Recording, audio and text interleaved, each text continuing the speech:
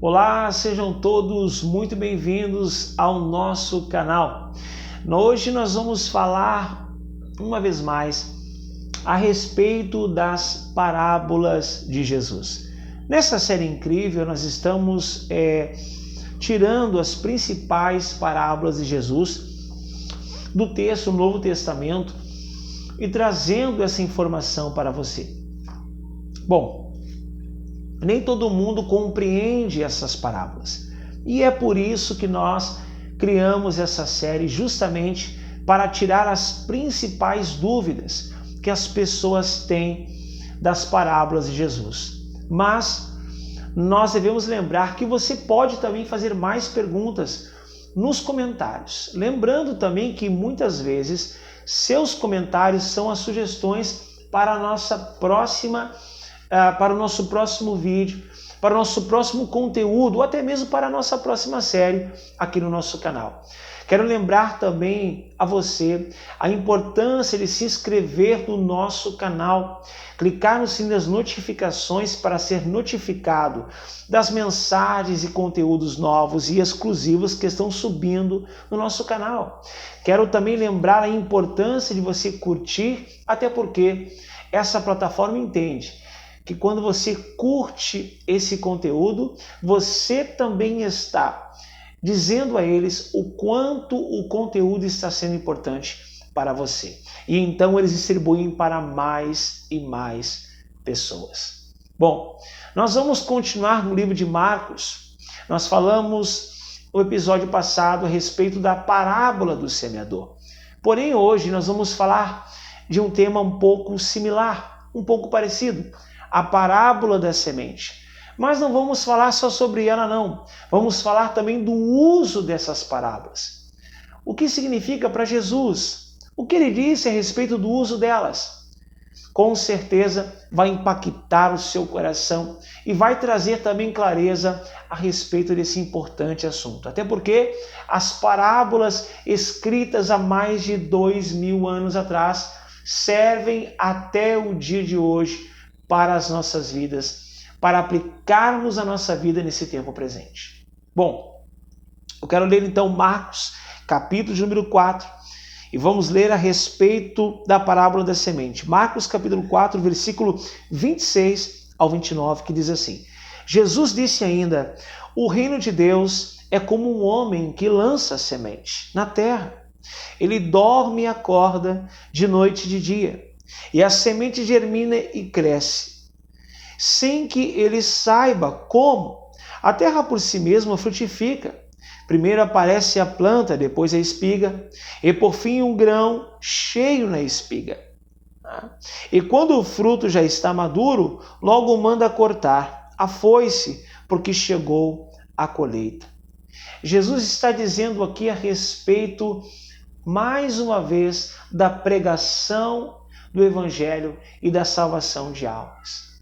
Quando a Bíblia diz muitos são os chamados, poucos são os escolhidos, ele está dizendo que nem todos vão responder ao chamado de Deus. Porém, quando a Bíblia fala que grande é o campo, branco e alva já está madura para a colheita, ou seja, a seara é grande, mas poucos são os ceifeiros, quer dizer que a necessidade da propagação do Evangelho é tão grande, porém são poucos os pregadores e os ceifeiros da última hora para esta grande colheita.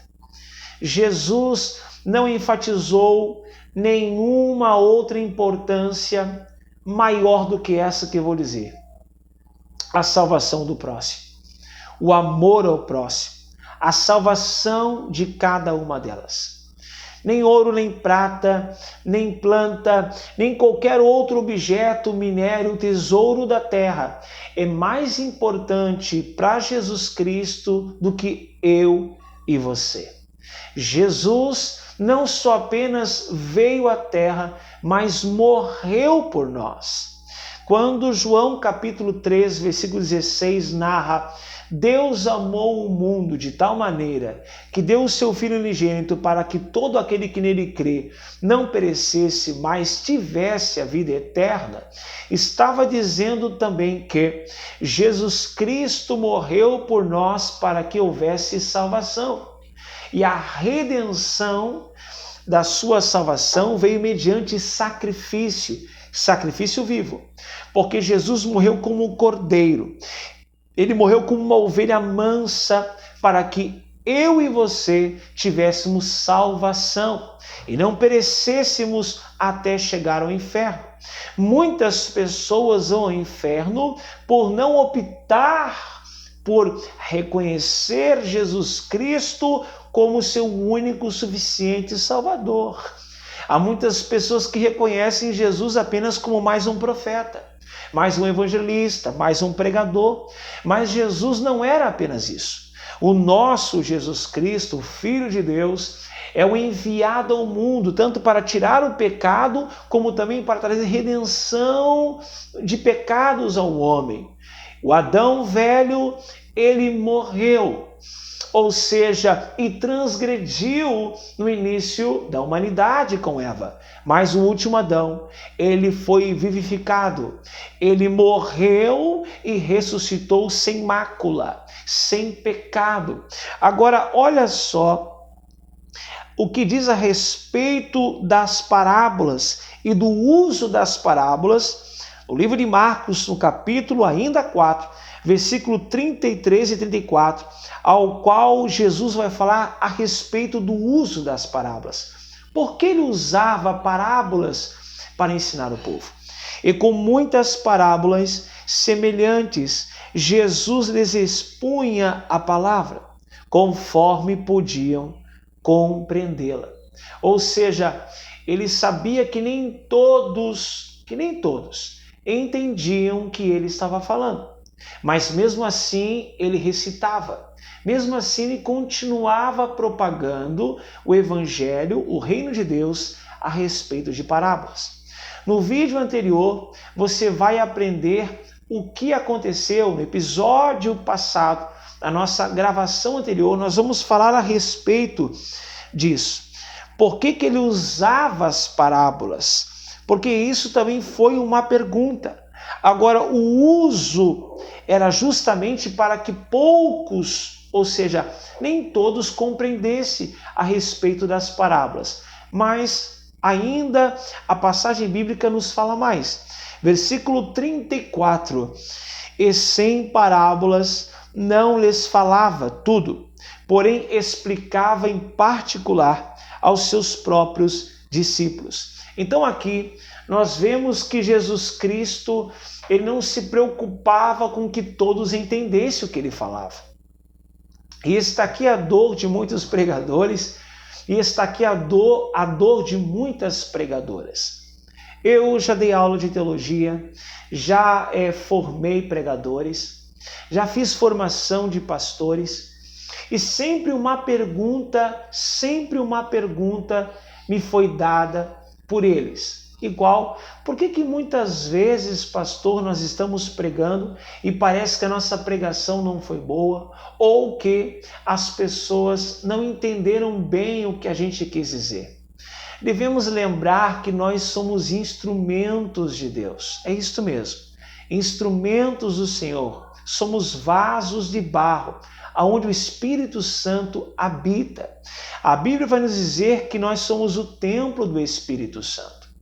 Agora, vale a pena lembrar que como instrumento, nós somos portas-vozes. É isso mesmo, porta-voz. Nós apenas somos o portador da mensagem. Por quê? Porque quem está realmente, de fato, falando é o Espírito Santo. O Espírito Santo é que convence o homem do pecado e não o pregador. É o Espírito Santo que convence o homem e a mulher do pecado, não é o pastor. Entenda que enquanto nós estivermos na terra e o anticristo não governar e Jesus não arrebatar a sua igreja, o Espírito Santo tem um importante trabalho: convencer vidas do pecado. É evidente que muitas perguntas são feitas após o arrebatamento. Bom, isso é um assunto para uma outra série ou para um outro vídeo. Mas entenda que a preocupação de Jesus não era que todos entendessem, mas que aqueles pelo qual o reino de Deus alcançasse, seu coração fosse convencido, de fato, aí sim, a estes o evangelho foi alcançado. Nem todos permaneceram no evangelho, nem todos permanecem em Cristo. E isto é um pouco complexo, mas, porém, há coisas que no céu, mistérios que aqui a gente ainda não desvendou, nós vamos saber em maiores detalhes. Então aqui fica a dúvida de muitas pessoas. Por que a gente fala e nem todo mundo compreende? Porque nem todos serão salvos. Lembre-se disso. Faça o seu papel. Apenas cumpra cabalmente o seu ministério. Lembre-se que Jesus ama a todos e é você que corresponde a esse amor, é você que responde a esse chamado. Deus abençoe você, graça e paz e muita prosperidade e nos vemos no próximo vídeo.